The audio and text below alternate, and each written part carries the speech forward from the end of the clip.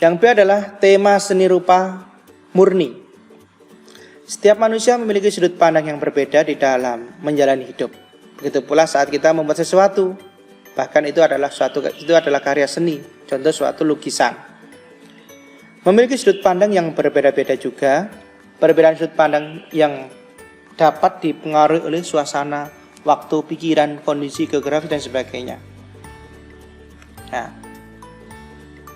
tema adalah gagasan, ide atau pokok pikiran yang ada di dalam sebuah karya seni, baik dalam bentuk karya seni rupa 2 dimensi maupun 3 dimensi. Jadi memahami tema yang ada pada sebuah karya seni rupa murni berarti kita dapat memahami tujuan penciptaan karya seni tersebut. Ya, itu sehingga kita bisa membedakan tema-tema di setiap karya.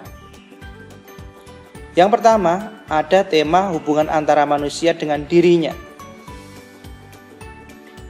Jadi di sini seni rupa merupakan salah satu media yang dapat digunakan untuk menuangkan gagasan atau ide dari seseorang untuk mengungkapkan cita rasa keindahan manusia mewujudkan lewat media ekspresi.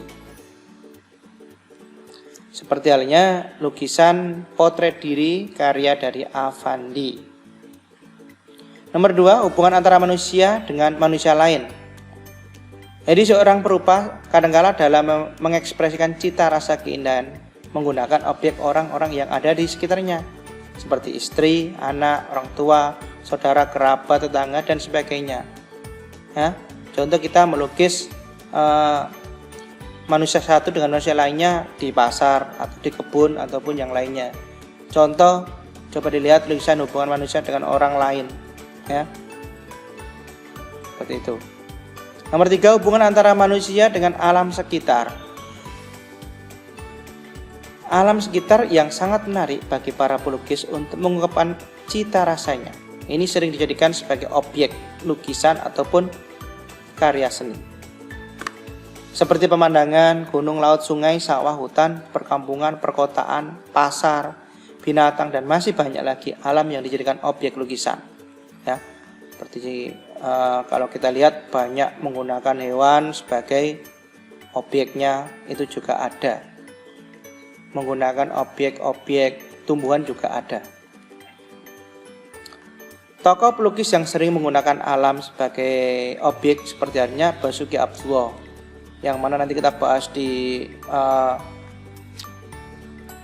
materi berikutnya, itu akan lebih lengkap lagi. Raden Saleh, Syarif Bustaman, Tullah, Pirngati, dan sebagainya.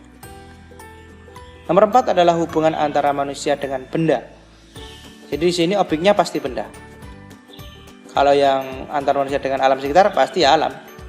Kalau yang hubungan antara manusia dengan manusia lain pasti mereka tidak menggambar dirinya tapi menggambar orang lain atau melukis orang lain. Nomor 4, hubungan antara manusia dengan benda. Jadi mereka memiliki benda-benda di sekitar kita itu mempunyai keunikan atau karakter tersendiri bagi para pelukis, sehingga mereka menjadikan sebagai objek-objek lukisannya. Ada yang berbentuk silindris, kubistis, organis, ataupun bentuk-bentuk yang unik lainnya. Jadi bentuk-bentuk itu kalau kita tata sehingga menjadi satu kesatuan yang bagus, sehingga bisa digunakan untuk objek lukis. Ya, tuh.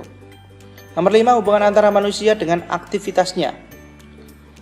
Perlu diketahui juga aktivitas manusia dalam kehidupan sehari-hari yang beragam membuat perupa ingin mengabadikan kegiatan tersebut. Contoh adalah lukisan yang mana menggambarkan objek-objek suatu kegiatan menarik, kegiatan-kegiatan yang unik manusia satu dan yang lainnya dalam suatu aktivitas atau kegiatan sehari-hari ataupun berkala dan sebagainya. Seperti menari, membajak sawah, berburu, jual beli di pasar dan sebagainya. Tokoh pelukis antara lain di sini adalah Barli, Sasmita, Winata, dan Bula. Sebenarnya ada lagi yaitu Raden Saleh dan sebagainya, itu ada sebenarnya. Nomor 6, hubungan antara manusia dengan alam khayal. Alam khayal ya, tahu ya, khayalan atau imajinasi. Ide, imajinasi atau khayalan sering melintas dalam pikiran kita baik secara sadar maupun saat tidak sadar atau saat tidur ya. Ya, sehingga para seniman ini ingin memvisualkan apa yang ada pada khayalan mereka untuk direalisasikan dalam wujud karya seni. Seperti halnya aliran surrealisme. Tokoh seni lukisnya dengan tema diantara adalah tokoh seni lukisnya antara lain adalah Salvador Dali. Ya, ini sangat terkenal. Ini ada contoh-contoh lukisannya. Itu ya, beberapa tema-tema yang bisa kita pelajari di situ yang biasanya berhubungan dengan gaya ataupun aliran.